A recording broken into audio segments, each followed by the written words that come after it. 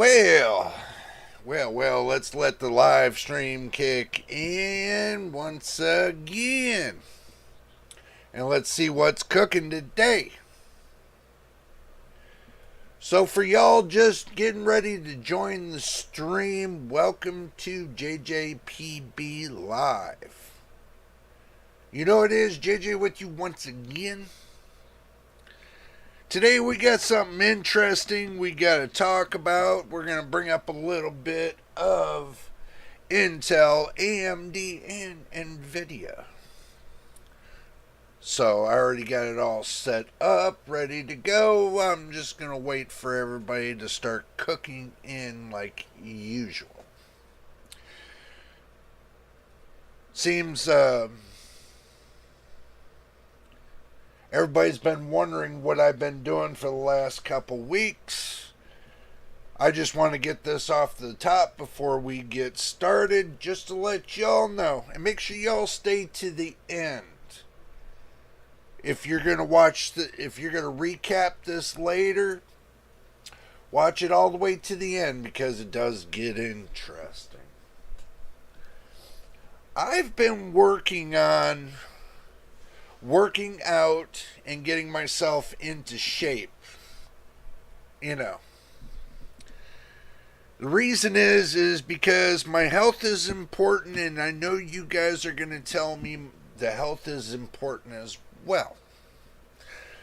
So, I'm working with my doctor, and he's doing a bunch of testing to see where I stand on getting myself back into shape. So, we're going to do it step by step and get everything in the right direction. From what I hear when I'm watching all these videos about how people work out and stuff like that, that brings me back to my younger years. See, back then I used to work out a lot, every day. I know this has nothing to do with PCs or anything, but to me it's important. Hello, pseudoscientist. Yeah, I am going to start slow. I used to work out every day, 7 days a week, like I said, but my health is declining. Okay? I'm at the point where I have to start reorganizing everything. I know you guys are going to say, well, Jay, you're only doing videos on Fridays and Saturdays. What gives? Temporarily. I might lose subscribers, but I hope I don't. Temporarily, right now, I'm working on my health. That's the reason why I'm doing graphics card nightmares on Fridays, and on Saturdays I'm doing the live stream. I wanted to get myself back into shape, back together, so this way I can do videos each day. It's been really difficult for me. I've been falling asleep making videos right here. Falling asleep. And I'm like, I have to do something. It's during the day. I'm gonna be honest with you guys. Last live stream, I almost did fall asleep. For some reason, I just, boom, I was gonna go out like a light. But I don't want that to be happening continuously, so I'm now putting myself in an 8-hour a day sleep. So I sleep overnight 8 hours. And when I wake up in the morning, I take all my vitamins and everything else, and then I do my 30-minute workout. And then after that, I go run my errands and do whatever I have to do. And then when it comes back to the end of the day, I do another 30-minute workout, and then I get bed rest. My eating habits were bad. Oh, God. they were really bad. So I had to fix that. And that's what I've been doing the last couple weeks. Look up Mike. Hey, I already did. Pseudoscientist. I already looked up Mike Menser. Okay. I looked them all up. I looked at all their workout routines and everything else. But I have one that really works well for me right now. And believe it or not, ChatGPT built it for me. And believe it or not, it's actually working, and I actually like it. I know the whole steps of being able to take yourself to the point of failure and take yourself a little bit beyond that, so that way you can start tearing the muscle fibers and stuff. I already know all this. This is nothing new to me. The problem is my diet and my vitamin count, the shakes and everything else. I was using the wrong stuff.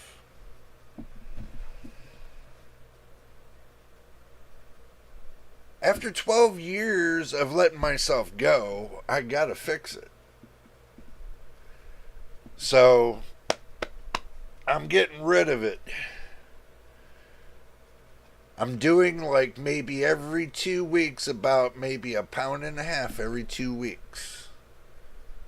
The reason is, instead of turning, losing all the fat and having nothing to help build muscle, I decided that I'm going to build muscle while I lose fat. And it seems to work. I like it. I really do. Okay. Says take many days of in-between workouts. You need to figure out what... I already did. I got a complete schedule. I took the first week when I started this and built me a schedule to the days I'm on and the days I'm off. The day of rest to the days I'm on. So what I'll do is I'll do my chest, my shoulders, and my back. Watch this. Chest, shoulders, and back. Stop there. Take a day off. Arms, front and back, and stomach. Then take another day off. See, there's 2 days. I split everything up into 2-day processes. So, and then after I get done, I get to the legs, do a complete leg, day off, and then it starts back again in another rotation. It doesn't matter what day it lands on, I keep the same rotation every week. If you're taking a sleep and not vaping, believe it or not, I stopped vaping. It's done and gone. I threw it all in the garbage. I threw it all away. It's gone. I ain't doing it no more. I already know about the 20% of oxygen you lose by putting that into your system. Moved it all away. It's gone. I do know that.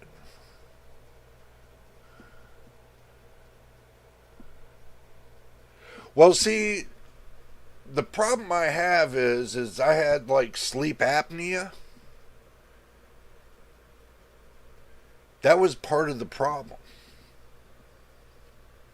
But then I started to find the cause was that I wasn't taking enough protein, and I wasn't taking enough carbohydrates, wasn't taking in enough fats.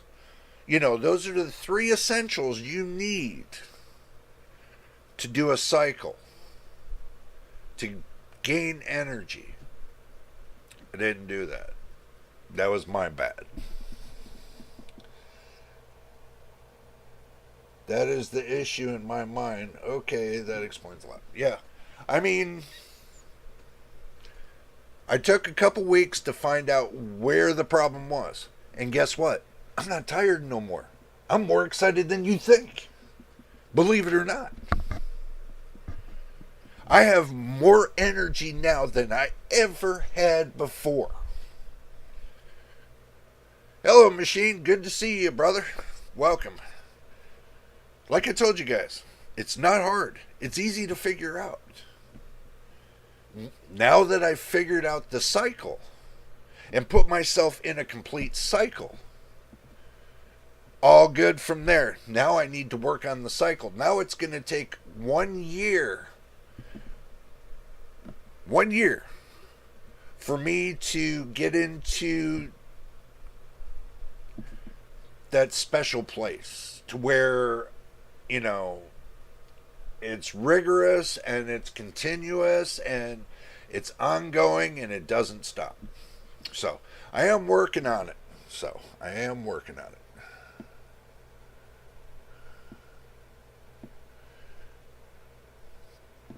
Takes time. So, but also too, we want to talk about one thing that we missed on the 6th of September. I want to talk about it. We missed something on the 6th of September. Can y'all know what we missed?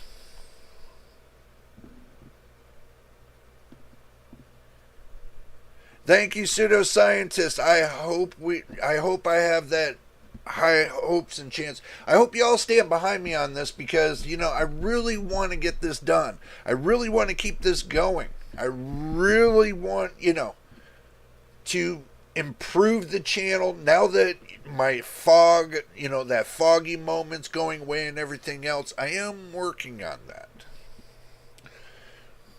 I think a lot of it was because I wasn't getting a proper diet and everything else. That my mind was foggy and wandering and, you know, couldn't stay on track. That was another deal. So, I'm working on it. No, Machine, not the 4070 GDDR sitting on X. We'll talk about that in a minute.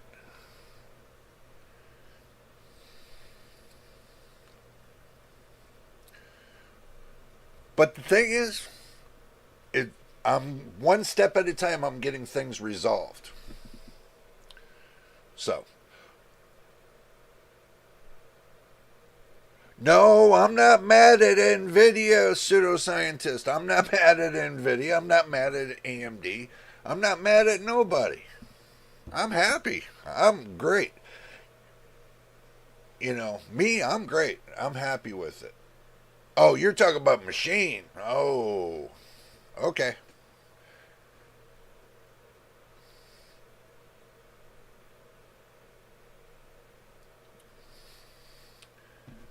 Alright, this is what I'm going to explain. We all forgot the channel's birthday, so we're going to say yay and happy birthday to the channel.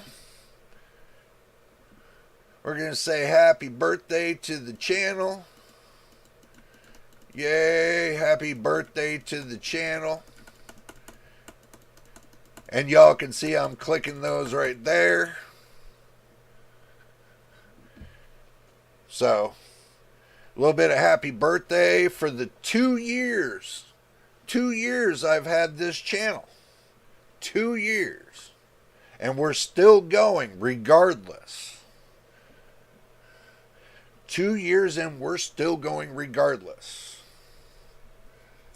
So, now that we got that out of the way, it's time. We're going to talk about Intel. Not in a negative way, neither. We're going to talk about Intel. And I'm going to take you guys... Oh, pseudoscientist right here. Right here. That's what we were clicking. The little heart thing that's down in the corner. We're clicking that as well. So, all right, we're going to take you guys to the action screen. And what we're going to do is I'm going to show you what I pulled up. And we're just going to get to it. So, let's go ahead and just get to it. Okay, guys, listen up. Uh-oh. We forgot one thing. We forgot the big bad cursor. I know you guys are going to say, Jane, you forgot the big bad cursor. Again. I know you guys are going to say it again. We'll bring it up for you. There we go. We got the big cursor again. Okay. Let's see what Intel has cooking. This is what's been leaked. Hello, MTBK. Hello, MTBK. Good to see you. All right. Well, since we're going to have to move my picture away from the subscribe button so you guys know where it's at. The subscribe button. If you're first time here, make sure you do subscribe. But anyway, now let's have a look at the Core Ultra 9 285K. It's got 8P cores, 16E cores, 24 threads. It's got 36 megs of Intel Smart Cache. Well, that's a new one. It's got 40 megs of L2. Up to the Intel TVB is up to 5.7. The TBMT is up to 5.6. P-Core Max is up 5.6. E-Core Max is up 4.6. P-Core Base 3.7. E-Core Base 3.2. Power processor base power 125 watts, max turbo at 250, and it has integrated graphics. And this is the Core Ultra 9 285K. That's not too bad, y'all. That's not too bad. So, let's go over to the Core Ultra 7. And by the way, Video Cards put this up. Make sure y'all give them a shout out if you can. Got the Core Ultra 7 265K. P-Core E-Core is 8P core, 12E core, 20 threads. Intel Smart Cache at 30 meg. Ooh. Ooh.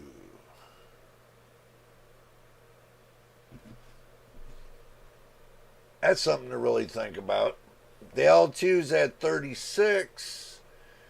Then we got 5.5 on the TVB. We got the TBMT at 5.5. P-Core Max is at 5.4.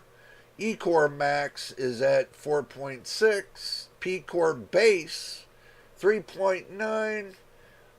E-Core Base 3.3, 125 watts, power processor base power, and the max turbo power is a 250 watt. That depends on if they got the power problem fixed on the chips and with the motherboard manufacturers. So we got to keep that in mind. MTBK says some dude is unusual to have the same multi-core and single-core max turbo clock speed. And the thermal velocity boost first only 100 megahertz. They might come up with a KS version later that hits 6 gigahertz. I do agree with that, yeah. If they do, that'll be something everybody's going to be looking for, but you know they're going to have a big old price tag on it, but everybody's still going to be a little bit weary because of the Raptor Lake version. You got to remember the 13th gen Raptor Lake version spun out for 2 years, before they decide to catch the power problem, but they didn't actually catch it. Somebody else did. And filed complaints on Intel, and that's when they stepped into the game on that. So they should have caught it before even the consumers caught it. That's just my opinion. But anyway, you got the Core Ultra 7 265KF. 8P cores, 12E cores, 20 threads. It's got the same Intel Smart Cache at 30 meg, L2 cache at 36. It's not too bad, okay? L3 and L2, excuse me, being over 30 megs each, that's not too bad. Still carries between the same things between the KF and the K. From what I'm seeing, the only difference between the two is integrated graphics. One's got integrated graphics, the other one doesn't. So that's the difference between the Core Ultra 7 265KF and 265K.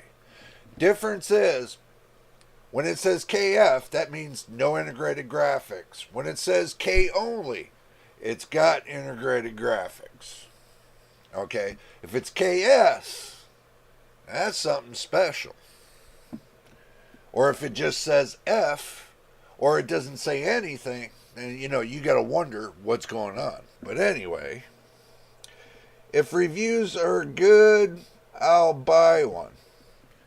Pseudoscientists, we don't know yet. These are just leaks right now. I'm taking this with a grain of salt, and you all should too.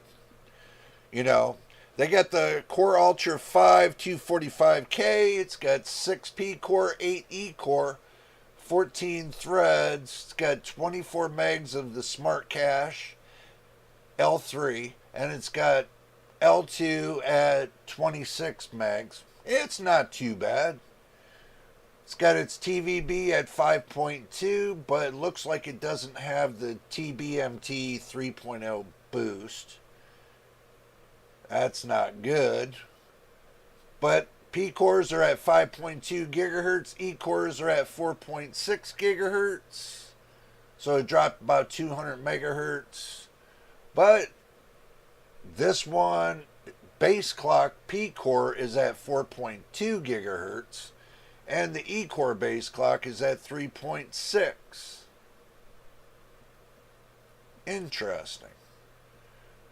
Processor base power 125 watts, but the turbo power is only at 159 watts. So don't expect the 250 watter, And that goes on for the 245KF as well. It's the same thing going down, but it doesn't have integrated graphics. The only difference between the two. So now that we cleared that out of the way, what do you all think about it? Let's see. I like both small and beefy processors, so sure, Arrow Lake might be a solid choice. 14900, that MTBK, you know what? It could be. It could be, but do remember they've removed hyper-threading, so it's no longer there. A lot of people are just saying just take and turn off the E cores and just run with the P cores and you should be fine. Even on the new Arrow Lake processors, that's what a lot of people are saying. You buy a processor to turn something off to make it run better. Don't you think that's a little bit of a problem? I do. I don't know about y'all, but I do think that's a little bit of a problem. So, Pseudoscientist says the 14900 bottlenecked the 4090. Intel has to bring the heat, or why wouldn't Nvidia start making CPUs? Well, it might be in 2025 or 2026, Nvidia might start getting something out there about the new their new version of ARM processors. The reason they're going that route is because now there's a new market, and they see the faults that that Qualcomm's having with their ARM processor, the Snapdragon. They're seeing the falters with it, and also too, they think they can improve on it, so they might be opening up a new market for that processor. Or Nvidia, from what I heard, is going back to scratch with a new type of ARM processor. So it's supposed to be something new and different. We'll see. We don't know yet. It's still up in the works. They're still R&Ding the thing. We don't know what they're going to do. But if they come out with something of a new technology to where it improves processor core speed, then I think Nvidia is going to take and corner the CPU market. That's just my impressions right now. Is they're going to try to corner the CPU market. They've already cornered the GPU market, so they're going to try to corner the CPU market as well. MTBK says, I once played Warcraft 2 on a Pentium 3 1 gigahertz, and it didn't have hyperthreading either. It cost 5% efficiency and 15% die area. Yeah, but I bet you the heating was not that bad neither. Oh, it was probably worse, but you know, you got to remember, when information moves faster, it's going to put out more heat. But when the information is moving slower, then it's not going to produce that much heat. Look at your Intel Xeon processors. Okay, they're workstation processors as well as server processors. But people use them for gaming.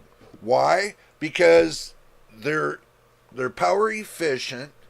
They don't get hot. Well, they do get hot, but not as hot as, let's say, a Ryzen processor. I know, I got a Xeon processor. And I've already tested it. I've already put it through the whole 900 yards and everything else. So, I got it sitting on the shelf, which I might have to crack that out from time to time. So, from time to time, they make a completely new design that is clean, as microprocessor engineer Jim Keller says. You know, the problem is they don't. MTBK, they don't. They do these refreshes. Look at how many refreshes they did from 12th gen all the way up to 14th gen. Look at how many processors they did refreshes on. But guess what? Look at how much problems they're having with it. If they're going to start from the brand new scratch, then they're going to take all those ideas they had from the past and leave them in the past, and they're going to build a brand new processor with new technology. They don't.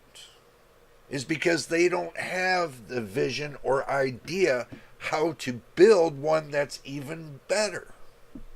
Right now, they don't. Right now, they're stuck at the point of how far can they go down in the nanometer process. Okay, if they reach down to 3 nanometers, they're going to try to reach down for 1 nanometer. And what's going to happen after that? You can't go any lower. You can go lower, but it'll be too small. And now they're looking at the process of making the processors bigger again so they can cram more crap in there. They had that on a few websites, that they were going to think about expanding the processors and making them bigger so they can cram more crap in there. It's unbelievable. They could take the coprocessor that sits on the motherboard, vacate it, and put a new socket right there. And incorporate the secondaries into that processor, but use it as a boost for the main processor. They could do that too, you know. It's many things they can do. The motherboards, it seems that the motherboards for these processors never change. You always got in the center the CPU. You always got below that. You got your M.2 drive, then after that you got your X16 slots. Then off to your left, you got your sound card. Then after that, up top, you got, you know, your power stages. And then after that, you got your RAM over on the side. It's the same thing. Look at the new 800 series motherboards. The only thing they might do different is the system RAM.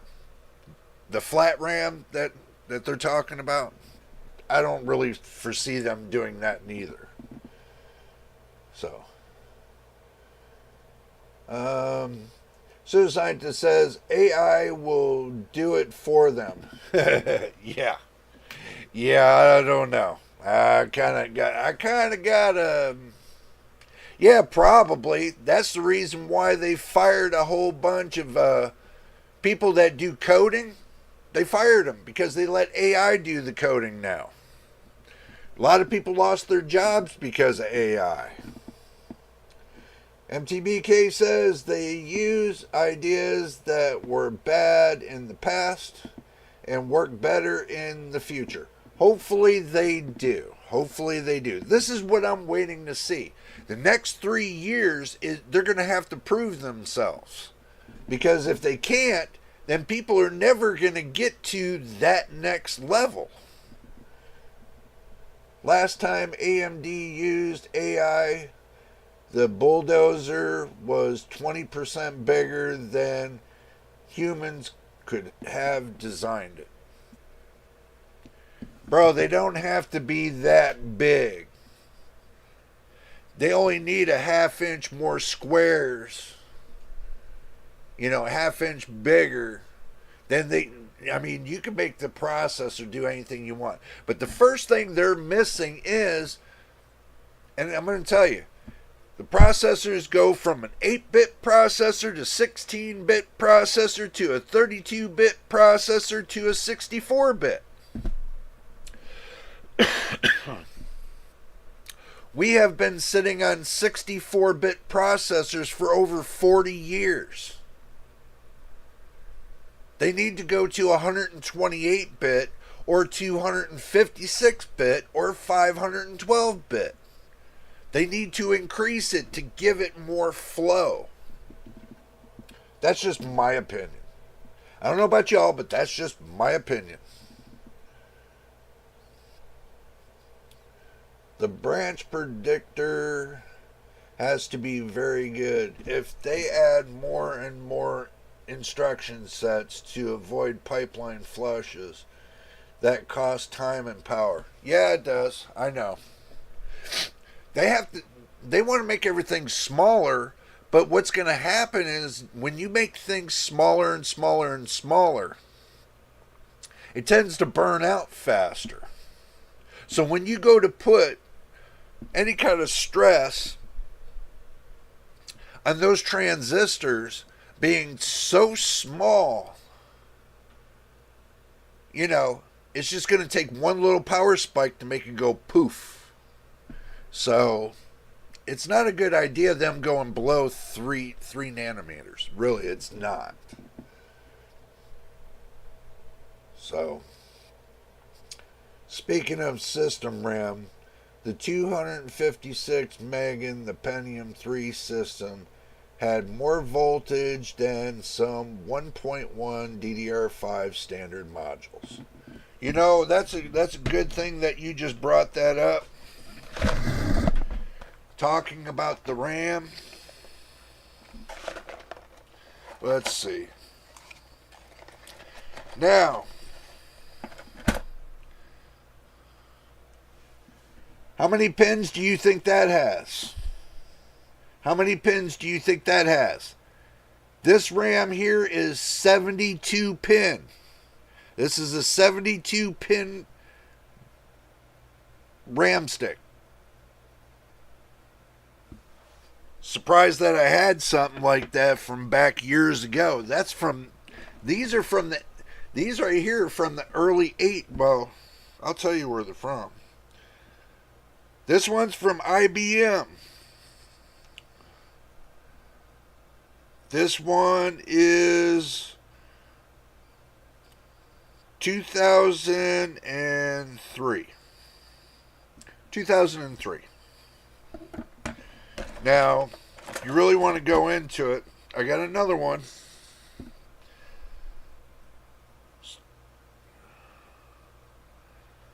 Ooh, lordy, they don't make these things. It's too small, I can't see it. This is 133, so this is DDR1.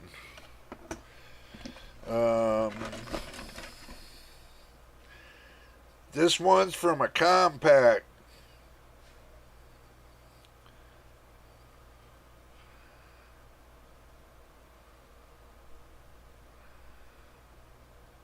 This one is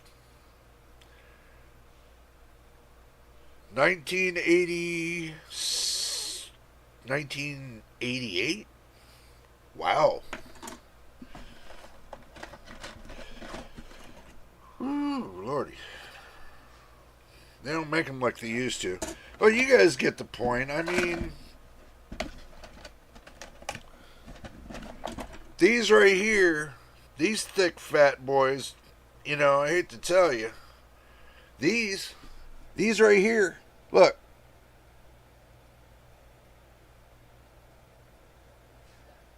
Let's get it in there. Oh, you guys can't see it. Shit. It is 3.3 volts. 3.3 volts. Now that's back in the day with the 72s. Jeez. Now, with RAM, the way it's going, you know, it gets smaller and smaller. Oh, thank you, bro. Thank you. Appreciate it. But like I said, you know, you got 3 volt RAM. And now they're down to 1.1 volts. How can you figure it? You know, how can you know. Especially when they made front and back. Look at this. Look at that. Look at all those chips. Front and back.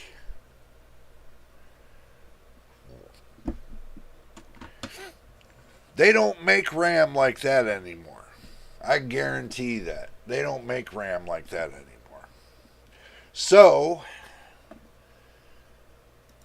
okay, now let's go to a new subject. Not a new subject, but anyway, we're going to go back to the action screen and talk about this. Cyberpunk 2077 official AMD FSR3 implementation brings performance improvements, but with bad visual quality. New comparison highlight. Let's see. New comparison highlight. Let me mute my mic and we show the video.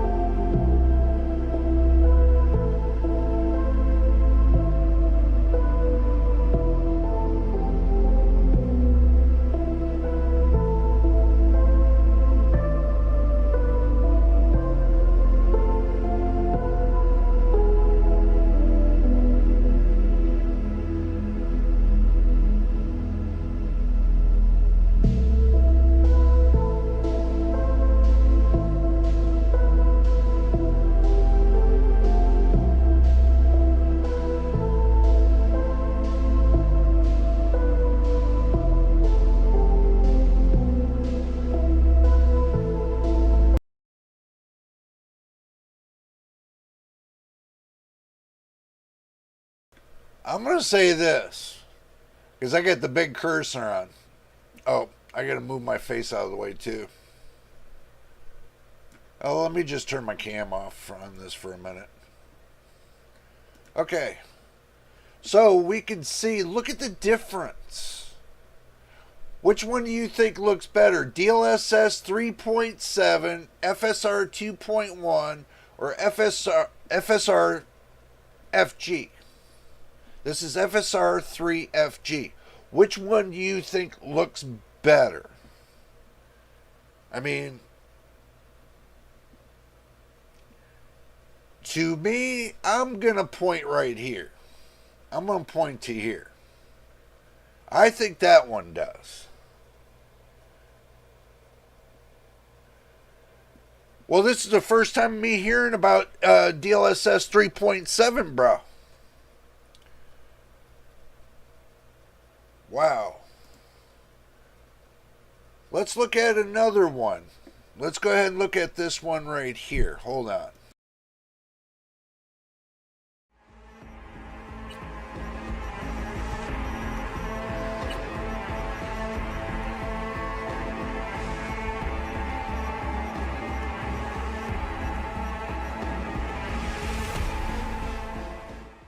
Advising travelers to avoid side roads. We'll continue to keep you informed as the situation develops.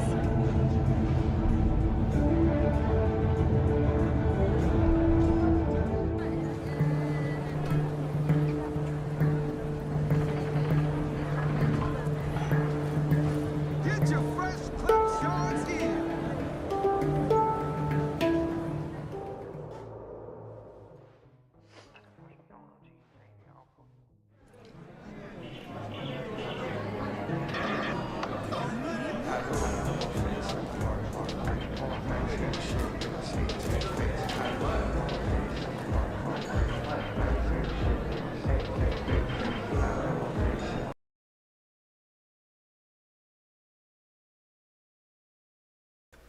Oh, we had to stop this one really quick. I just wanted y'all to get a little brief in there. Look at this. 1080p. This is 1080p. FSR 3 on quality. This is FSR 3 with quality and frame gen.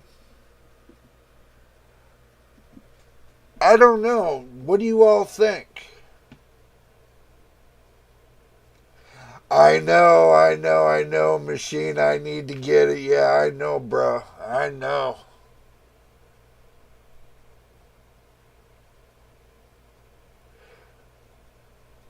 What GPU is the RTX? That is an Nvidia GPU, bro. That is an Nvidia GPU. If it says RTX, it's definitely Nvidia.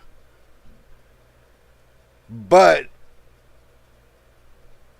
a lot of people reviewed it, and a lot of people say it's junk. So that's just in my opinion. But what do you all think about that? That don't look too bad. I mean, they're bringing out the FSR 3 for Cyberpunk and all that. I don't think that's too bad. They got a new patch coming in as well.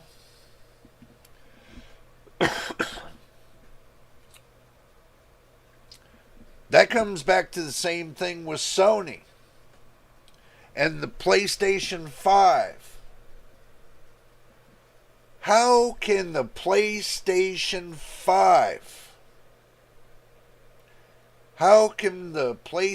5 have ray tracing being an AMD product, but AMD can't even put it on their own GPUs, their discrete graphics cards? They can't even make it for it. I mean, they had this big old series, 7000 series. They could have done it. They could have done it for the 6000 and 7000 series, but they didn't do it. What gives? That's what I like to know. What gives? So, maybe y'all can explain that. Because I can't understand why AMD puts and leaves money on the table and walks away from it, when they had all this option to improve the ray tracing on their new cards, the ones current. But finding out that their next generation is supposed to have the AI chip built in to improve the quality of ray tracing for the next GPUs. This is the reason why they never moved on the 7000 and 6000 series. It's because they didn't have the right parts put inside of those to make them really work well for ray tracing. So,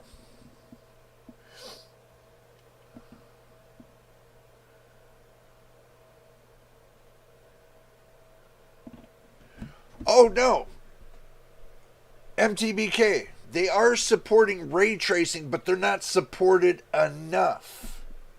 We don't know if RDNA 4 is going to support the ray tracing for the 7000 and 6000 series. We don't know that. But there are reports and leaks and rumors that for their next generation, that they're going to be supported with ray tracing. Like Nvidia does, AMD is going to do the same thing. Do you see the caveat?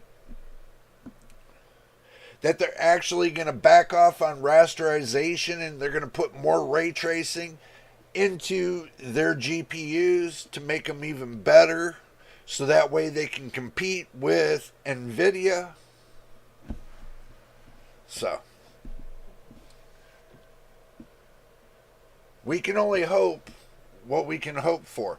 But you have to understand, when you have your 7000 and 6000 series GPUs already built, they're not built with those extra chips for acceleration. So there's going to be a limit that's on the 7000 and 6000 series. There's going to be a limit on ray tracing because of the way they designed it. Now, Nvidia, on the other hand, from the 20 series all the way up to the 40 series, already designed their GPUs with AI accelerators. So, tensor cores or whatever, CUDA cores, it's already been designed in from the 20 series up to the 40 series. So, Nvidia can at any time say, okay, we're going to unlock it from the 20 series to the 40 series. They can do that at any time and put DLSS 3.7 on all of them. Believe it or not, in one swipe. So,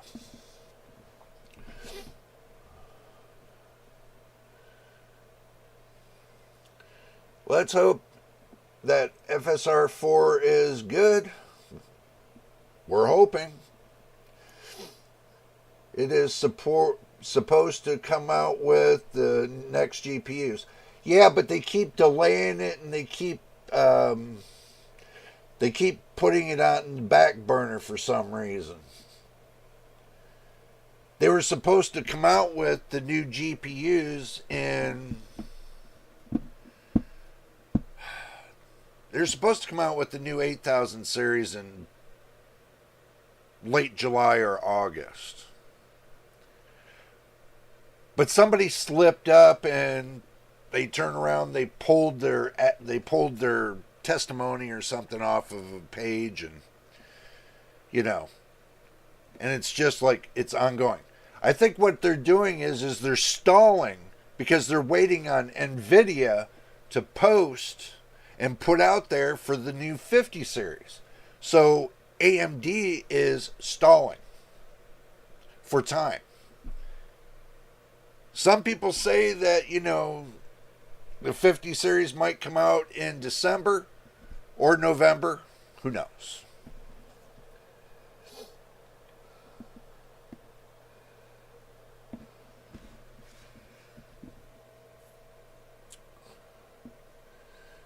I play Cyberpunk with my RX 6800 with RT reflections, 1440 high with frame gen, 100 FPS.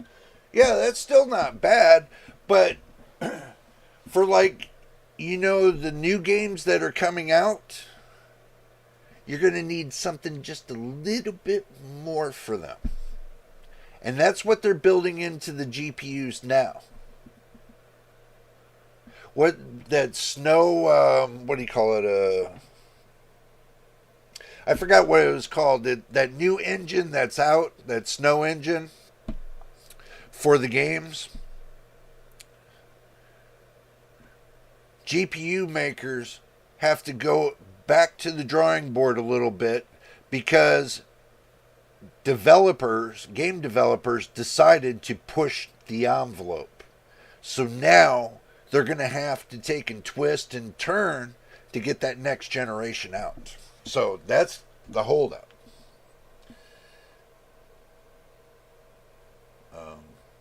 By Nvidia in the next couple generations, they will have a huge lead on AI ability. Well, they already do, pseudoscientists. It's already there. That's the thing. It's already there. Nvidia's not the problem. AMD is the problem. Intel's the problem. Because they're not caught up. They're not up to this generation.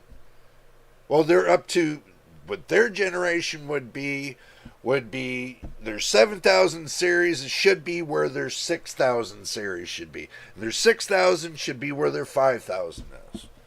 And so on. They're not caught up. They should have already had out their 8000 series going into their 9000 series. But they're not. And also, too, I'm hearing rumors that the 50 series from Nvidia might go to, their graphics cards might go to the PCIe 5.0. I'm hearing about that, too. Snowdrop, yeah. Thank you, machine. Yeah, Snowdrop. I keep forgetting the name. It's just like it's on the edge of my tongue. MTBK says, I never tried ray tracing despite having the RTX 40 series GPU. Simply because the games I play don't support it. Yeah, I know. There's some games that don't, but there are a lot of games that do. So one day you might want to try it out a little bit and kind of finagle with it. It's pretty interesting, ray tracing is, I'll tell you.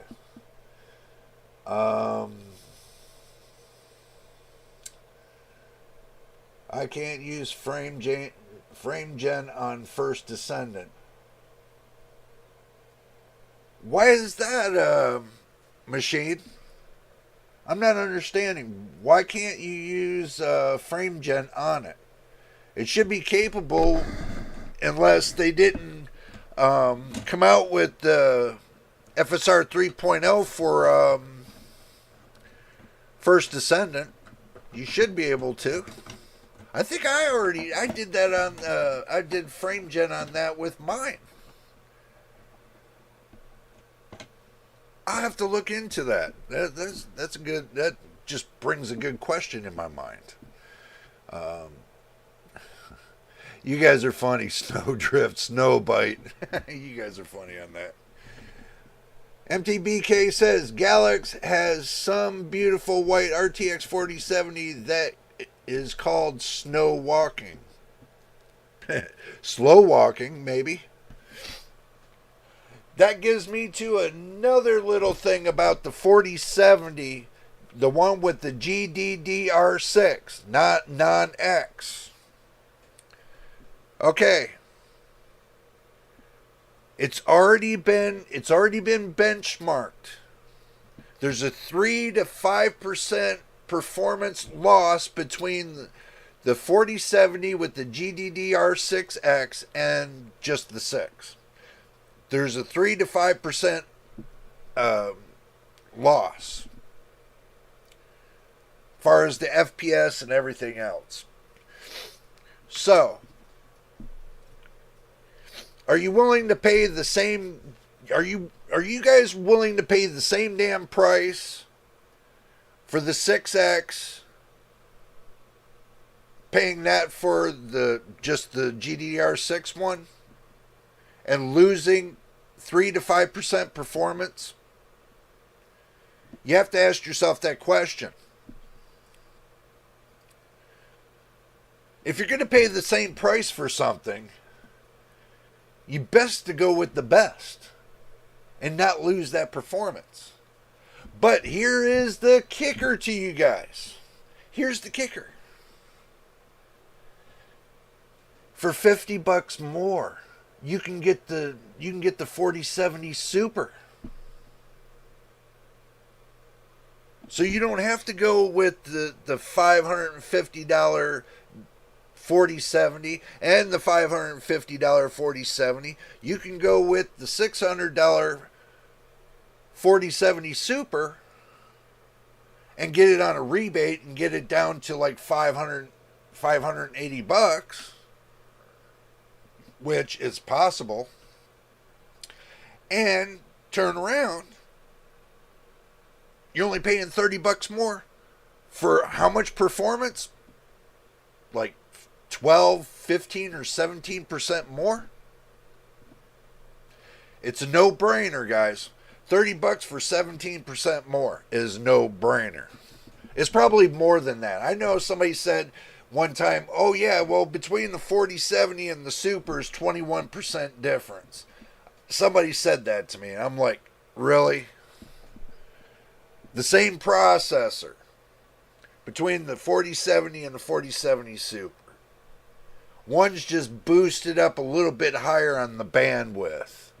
So, who's to say that they can't do that with the regular 4070 and boost it on the bandwidth? But anyway.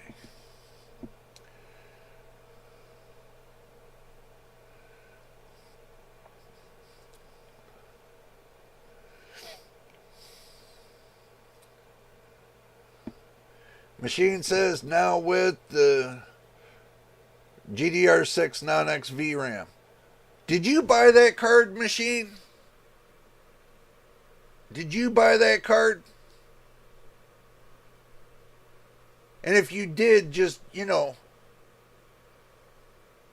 post which one of it is in the Discord. I want to see what you got. Yeah, Galax cards look good. Pseudoscientist, I do agree, but looks ain't performance. And if you're trying to pay for performance, that's just the wrong way to pay for it.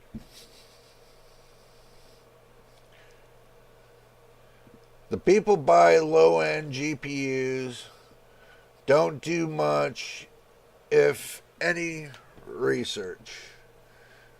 So they get deceived. High-end buyers do a ton of research.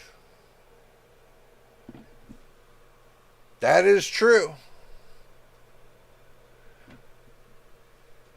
I did my research at the time before the Supers came out and the TIs and everything else. The 4070 at that time was pretty budget friendly at that point in time.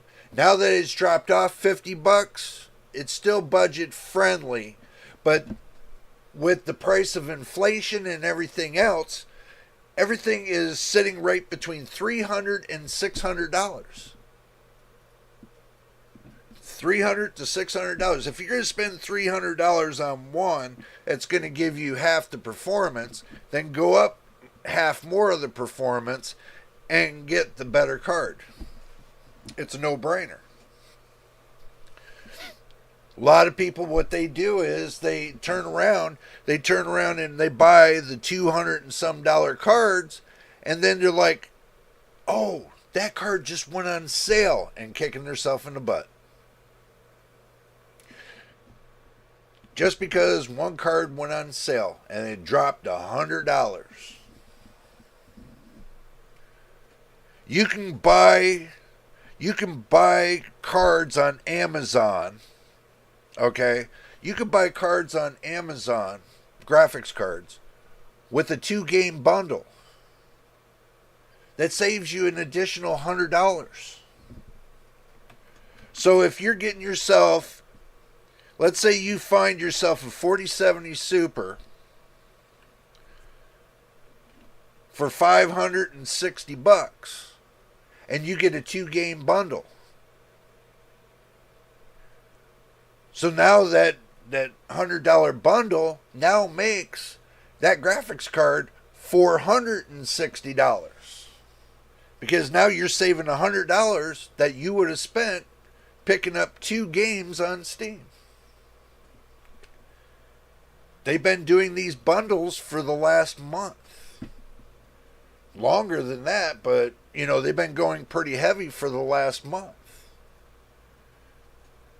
Because everybody's starting to realize now that they're missing out by paying an extra $100 when they could have been saving $100. So, my hardware is not exactly high end, and I still have the audacity to call myself an enthusiast. MTBK, that's funny, bro. And Machine, I thought you did. My bad. I thought that was your impression that you had the 4070. The new one. That's where my impression was. Pseudoscientist says, if AMD only sells low, middle, and GPUs, they will have to sell a lot, so we'll have to lower prices. Yeah, because they'll flood the market. They will flood the market. With the middle class and the lower class GPUs, they'll flood the market. And then what happened is Nvidia, they'll just make like the 5090, 5080, and 5070, and they'll jack the prices up on it. Then they don't have to make the lower end. They'll just jack the prices on the higher end and still make their money. So,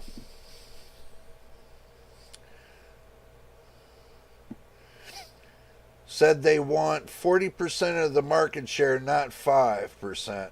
Yeah, they could have done that for 8 years. Well, bro, they could have done that for longer than 8 years. They could have done that ever since they purchased ATI, which is a graphics card company. They could have made it better. But it seems like ever since they bought ATI, that Nvidia has been taking the lead over AMD ever since day one. If you put it into a big score, a long you put it into a long timeline, you'll see that Nvidia has been leading this whole time. AMD needs to put themselves in the leadership board, but not by jacking the prices up, making the product better. That's the problem they're having. They have a legacy, and it's called that they crash and burn when it comes to building a new GPU. Look at all the praise they did with the 7900 XTX. Oh, it's going to beat the 4090 and this and that. You all watched the damn seminars. You should know what they said. They sit there, they were running Nvidia into the dirt and saying, oh, they had a better graphics card. And then when they pushed it out, guess what happened? It couldn't even beat the 4080 itself at the time. And once they started tweaking the software a little bit, then it started catching up with the 4080, but the 4080 Super came out, squashed it again. So MTBK says, I feel like if AMD doesn't want to compete, this is more of an Nvidia problem. Yeah, pretty much. Being forced to become a monopoly. The buyers choose to vote with their wallet. Which is true.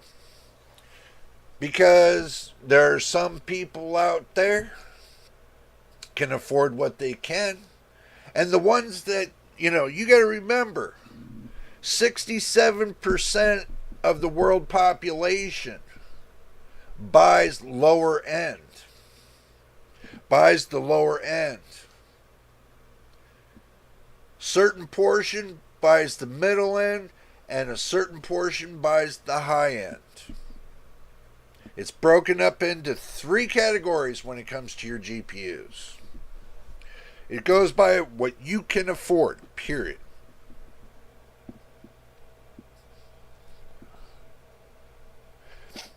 So the scientists, I do agree. Governments don't like monopolies. I do agree with that. I do agree. But the thing is this. When it comes to graphics cards, in actuality, there's only 3 chip makers that actually stand in the high market. And that's Intel, barely, and it's basically just AMD and Nvidia. And then you got these sub companies like Asus, Gigabyte, MSI, NZXT, all them, that they buy the chip from them and create their own little imagination of a graphics card. So, is what it is. You pay for... Now, and understand this, guys. What you pay on the price is what you're going to get in performance. And you have to understand that. There's nothing that's going to get around that. There's no more such thing as price to performance. Now they call it price to aesthetics.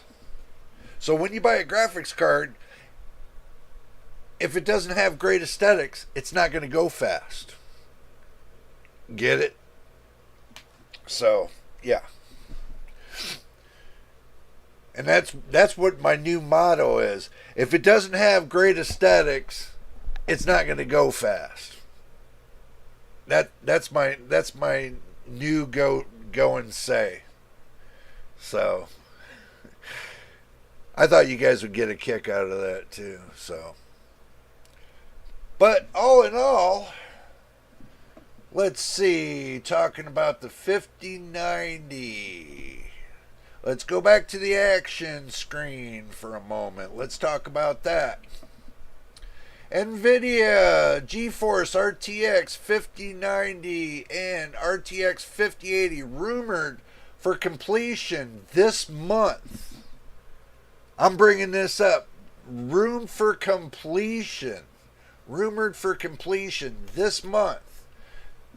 5090 is going to have 550 watts. 5080 is going to have 350 watts. There's a little bit of a problem there. That's not what people are talking about. People are saying that the 5090D, the 5090 Dragon series that's supposed to go to China, is going to be the 550 watt.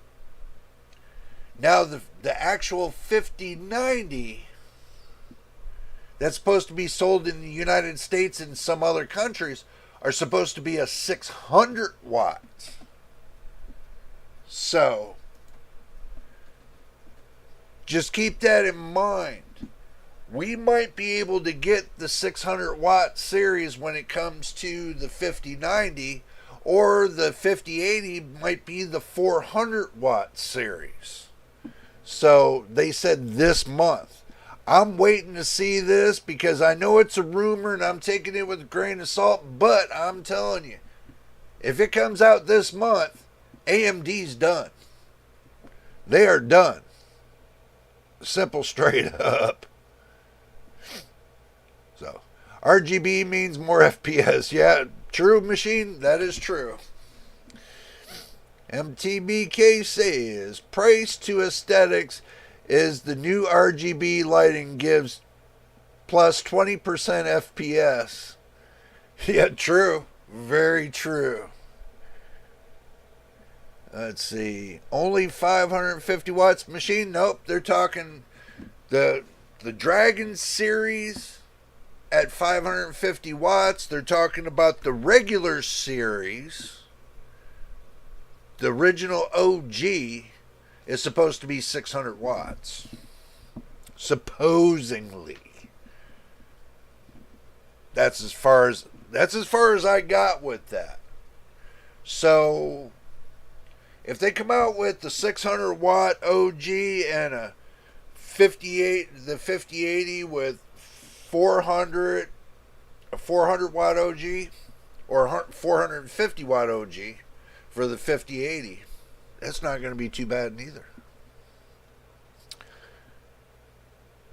DRS, good to see you. Good to see you. Welcome to the channel. Mine 2 cards are good because of the little RGB on them. Yeah. Hey, if you're happy with it, that's all that matters. Yep, machine, the bigger number means bigger, better. Yep. So, guys, we have to understand there might be 2 variants when it comes to the 5090 and the 5080. They might have the original version, and they might have a Dragon version that they're going to use for China. But, there's a but to this. There's a catch. What if, and it's rumored, what if Nvidia decides to launch the 5090 and the 5080 Dragon series for all global? Then we're all going to be saying, ouch. Because they had to take it back and do some more analysis on it. Because they had to cut it back. I think it was the FTC said that it would not sell in China. That's the reason why they had to take it back and correct a couple things, is because it would not sell in China. There would be a restriction on it. So the 5090 and the 4090D had to be fixed? What if they're going to sell it globally after they fix it? Don't expect gang busting, percentages out of these GPUs. Not if we get the Dragon series. Do not expect gang busting FPS out of it. Because there's one problem that AMD, Nvidia, and Intel can't fix. Is the 4K problem. Is because they can't get enough FPS from running 4K.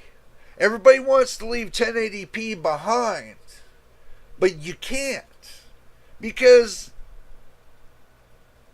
you can't get enough FPS out of the 4K. They need to make the graphics cards more powerful, or they need to do something better.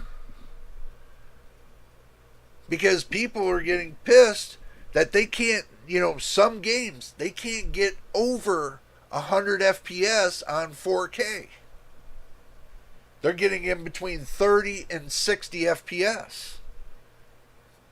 That's like playing your PlayStation on a CRT monitor from the 80s.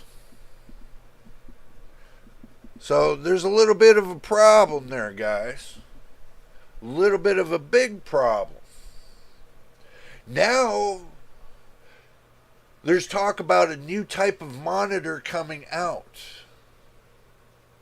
I'm still looking into that. Maybe next week I'll bring it up in the live session, but I don't have the information on it just yet.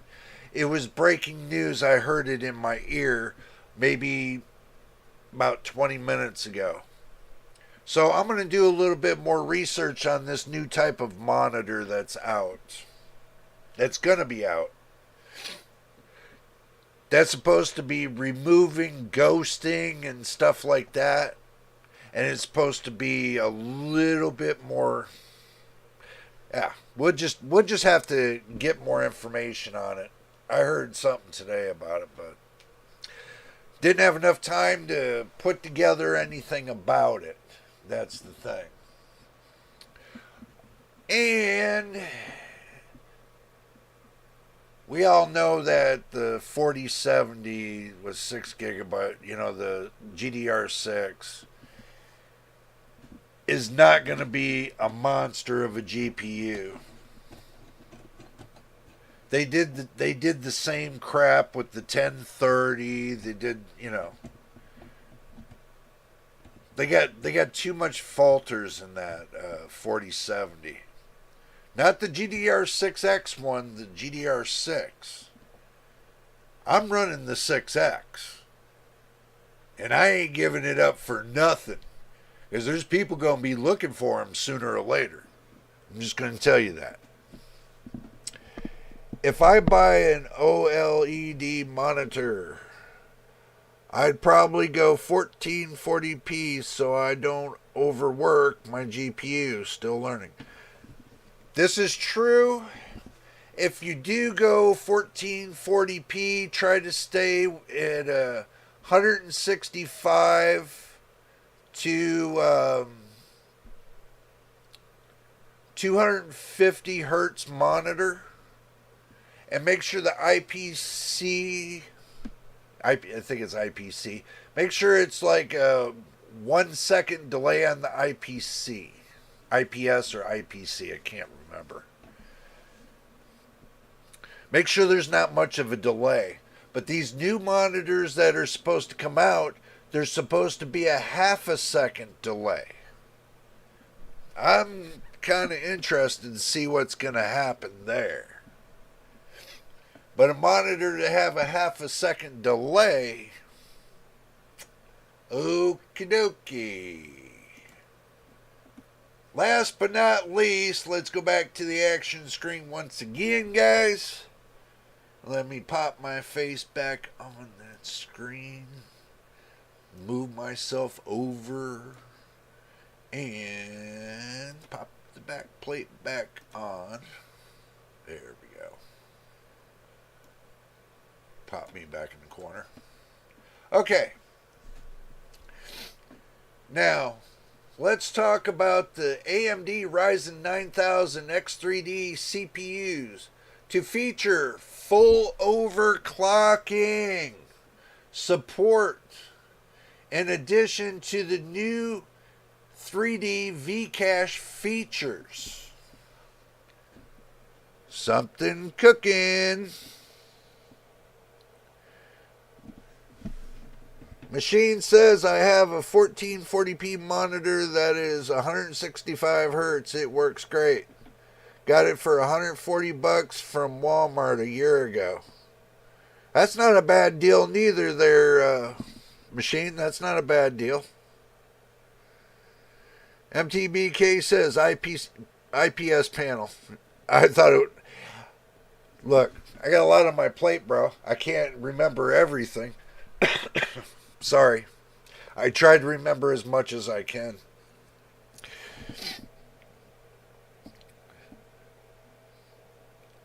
IP is instructions per clock. Yeah. Cycle on the CPU and the GPUs. Well, they're supposed to be at a half a second on those new monitors. So, we'll see if they come out with them. It'll be within a hair split of a second, and you won't know. They're trying to make it to where you don't notice the ghosting anymore. They're trying to remove the ghosting and all the BS, and make it to where, the game moves at like lightning speeds, what they're trying to do. So, that's what my takeaway from this. Okay. Full clocking features. Let's see.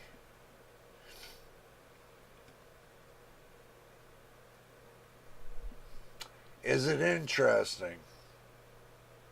Well, they put the 5800 X3D there. That ain't too interesting. But it's supposed to run with 800 series motherboards. The Ryzen 9000 X3D CPUs are expected to launch close to the introduction of the 800 series X80, the 800 series motherboards, which it retails by the end of September. Guys, listen to what I just said. The 9000 X3D processors are coming out this month. Nobody knows when, but they're supposed to. At the end of the month, the 800 series motherboards are coming out. So we're getting a double whammy here. We're getting the motherboard and we're getting the new processors. Overclockable. So this is a game changer. I think it's a game changer myself. So, I think it is. Let's see.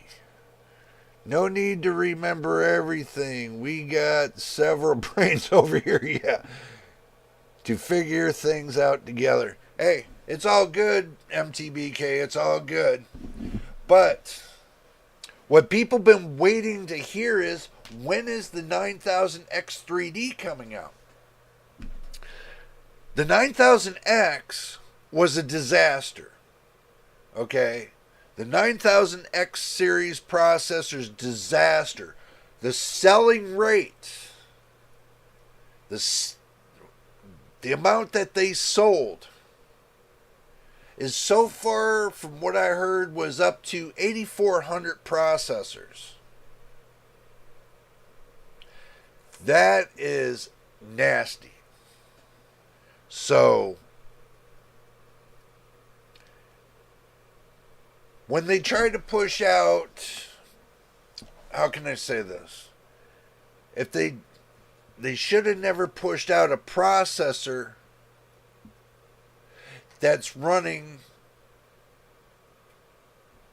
like behind the scenes,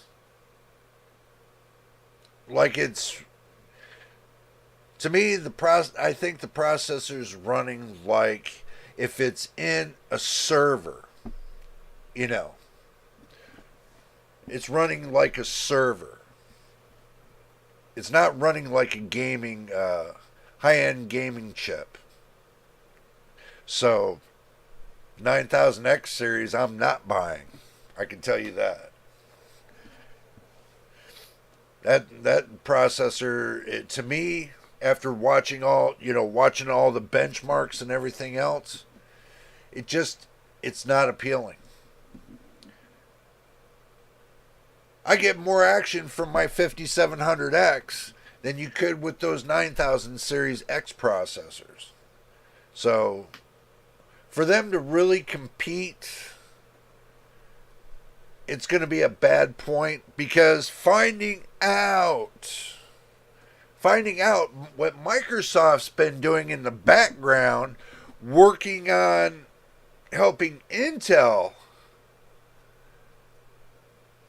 with their new processors that are going to be pushing for Copilot Plus PC, the AI version, the AI capabilities. Microsoft decided to push that to Intel, causing AMD to run behind. And a lot of people are pissed because of that. And y'all check out the news. This is the reason why AMD's processors are not running too hot right now, is because the matter of the change up they made between Intel and Microsoft, causing the AMD processors to run slower. So they rigged the game, guys. I hope y'all know that. They rigged the game. So when Microsoft decides to swing over to the AMD camp and fix all that problem, 9000X series could take off like a rabbit out of hell. We don't know. It's because we're all playing this like, it's like you're taking a Rubik's Cube and doing this, trying to get all the colors the same. Well, when it comes to the software and information between Intel processors and AMD processors, it seems that AMD is taking a back seat to Intel. And everybody says, "Oh, Intel's falling apart. They're running out of their processors and this and that." That's all bullshit. They're not running out of their processors. They're actually getting rid of all their old processors. Remember, this is a new swing to a new generation. They're going to swing all the old out of the way. All the old. They're pushing everything in the old to the back corner. And now they're making way for Arrow Lake and the next generations. This is just basically what they'd done before when they slipped generation to generation, that they didn't refresh, that they push all the old to one side and then, go forth with the new in hand. So, everybody that has a problem with their Raptor Lake processors, AMD is running out of processors. So when they run out, that's it. Okay, let's see what y'all been talking about. With the 12th and 14th gen Intel mess, I went looking at AMD when the 9000X came out. The coping and attacks drove me away. Well, pseudoscientist. Okay, the thing is this. I've said this once, twice, 3 times, and 600 times. Wait for the next generation. It's time to cut Raptor Lake loose. It's time to cut all the old on AMD loose. Even though I'm on Zen 3, it's time to cut it loose. It's time to bring out the new. It's time to push us in the right direction to holographics.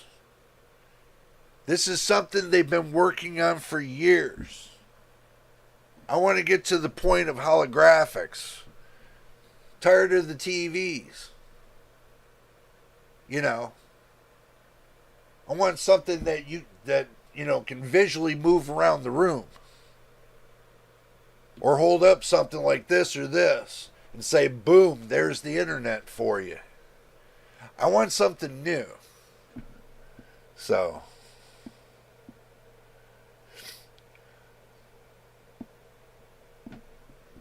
well, machine, your 7700X is going to last you the next 3 or 4 years. So I really wouldn't worry about it. But Zen 3, AM4, in 2025 is going bye-bye. That means they're not making no more processors for AMD Zen 3. They are now going to Zen 4 and pushing all the old to the side and moving on. Microsoft is waiting for that because they want to do something different when it comes to the 7000 series. Just like they did with from 8th gen Intel and early Zen or late Zen 2, to where they lock you out, behind that. Anybody that's got older processors than them, they're locked out. But now they're going to think about anybody that's on Zen 3 and probably even 10th or 11th gen, that they're going to lock that out and then they're going to move forward. They're going to start locking out the older processors, period. I'm just waiting to see when they're going to do it. Been a lot of talk on the Microsoft camp about locking out a lot of these old processors permanently and forcing everybody to buy brand new. So, I'm waiting to see it. You know it's going to happen. We all know it's going to happen. And understand something about that AI thing. If you have AI on your PC, that is a built-in thing. It's either on an APU or a discrete graphics card. Your CPU is totally different from that. Your CPU runs instruction sets. That's what it's good for. Managing things and running instruction sets. Now when it comes to your GPU, that's where your AI power is. A lot of people were confused on that. A lot of people were confused. Oh no, they said Copilot Plus PC is built right there on the CPU. Yeah, so is the APU. They call that an APU as well. It's all built on the one. But with the GPU, you got to have enough I just said it earlier. I can't believe I can't even remember it now.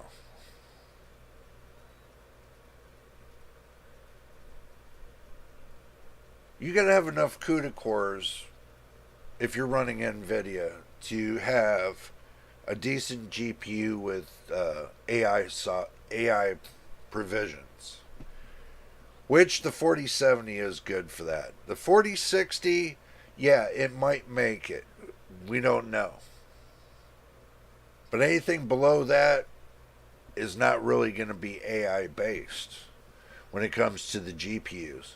Even AMD hasn't put out their new AI GPUs yet. So your 7000 series, your 6000 series, and so on, the only one that's got AI built in on it is one of their APUs. That's the 8700G. That's the only APU that they got built for the desktop. Not laptop, desktop. The only AI GPU, CPU combo. So, hopefully that filled everybody in about that. Because a lot of people were getting confused and saying, no, the CPU is the one controlling AI and this and that. Don't get confused on this. It's your GPU that controls the AI bits. Now, your CPU controls the instruction sets. Your visualization is your GPU. That's what it's based upon, your GPU. So, guys, why'd you get quiet? What's going on? Why is everybody quiet today? That's what I'd like to know. Why y'all quiet today? Well, no, you're not quiet, but, you're not saying anything. That means, you're probably in the background. Or you got busy or something. I don't know. So, but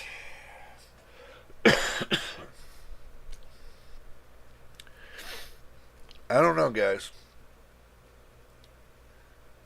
In the next 3 years, I'm going to tell you like this, you're going to end up spending $1,500 to $2,000 on a whole new system.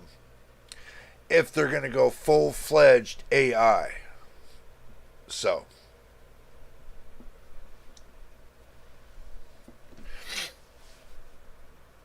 but I doubt they're going to build the AI. They're going to build the AI chip onto the CPU. I doubt that. I doubt they even got that kind of capability right now anyway.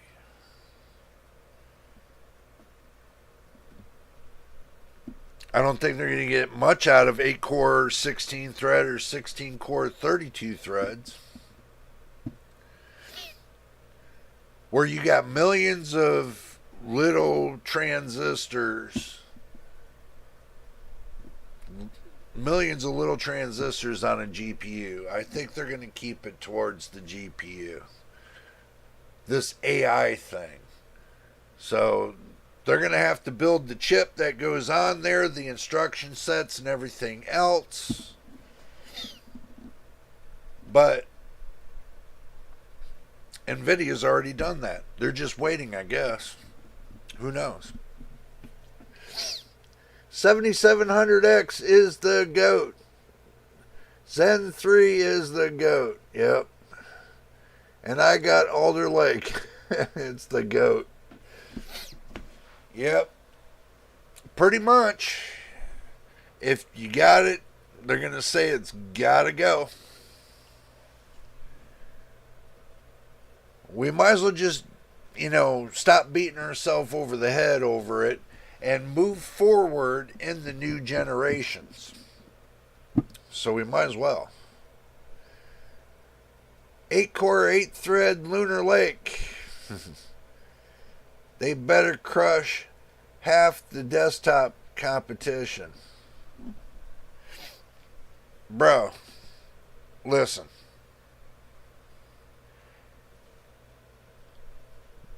There was only a few laptops that were able to do that.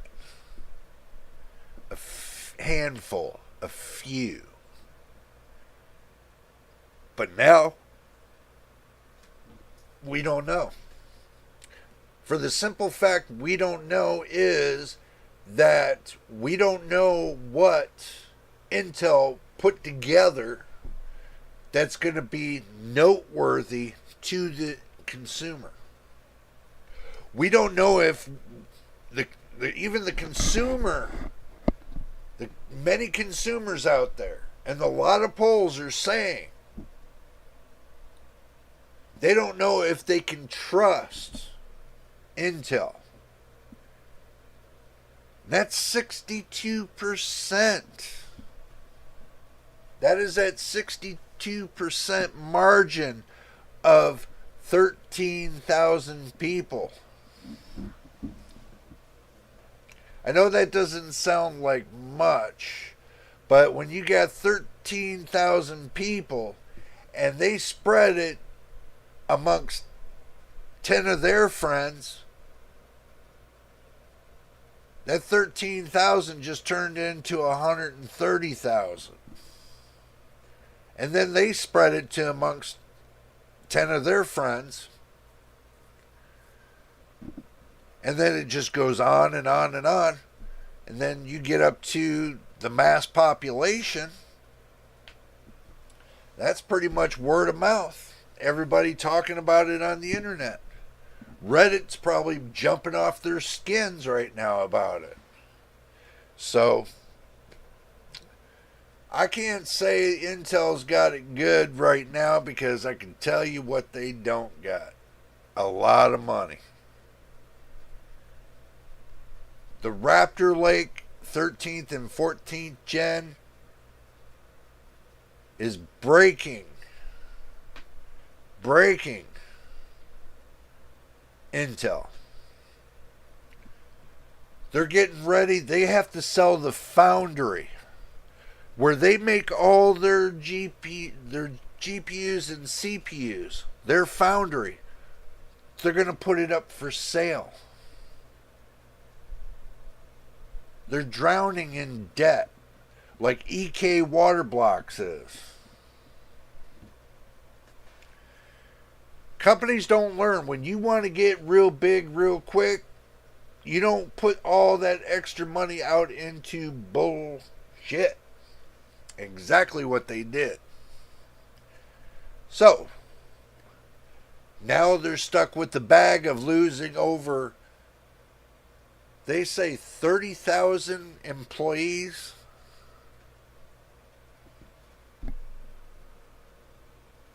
Man. A lot of jobs. And guess what? It's all Intel's fault. So, I can't really praise them for what they made, just they're going to put out as a new product because of what they did on their last product. And a lot of consumers say the same damn thing. They don't know if they can trust these new CPUs for their gaming system. That means they have to get a whole new motherboard. That means they got to get better RAM. And they probably got to get a better M.2 drive. It's probably based upon PCIe 5.0.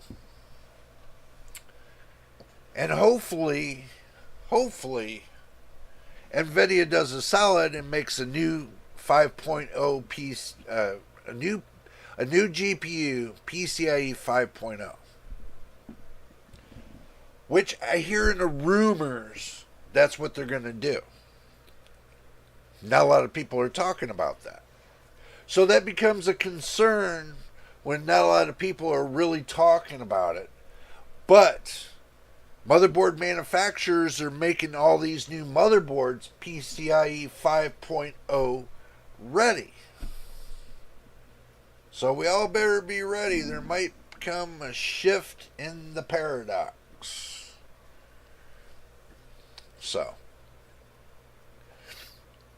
But anyway, guys, We are getting down on time. I can tell you I've had a good time with you guys here today. And thank you for coming around. And thank you for subscribing. It helps the channel. It helps us grow to the 1,000 mark we need to be at. And today we're celebrating the 2-year anniversary of this channel. So, I hope I covered a lot of bases today when it comes to information. I just saved it all up from the, for the whole week. And I just basically, I put it right here.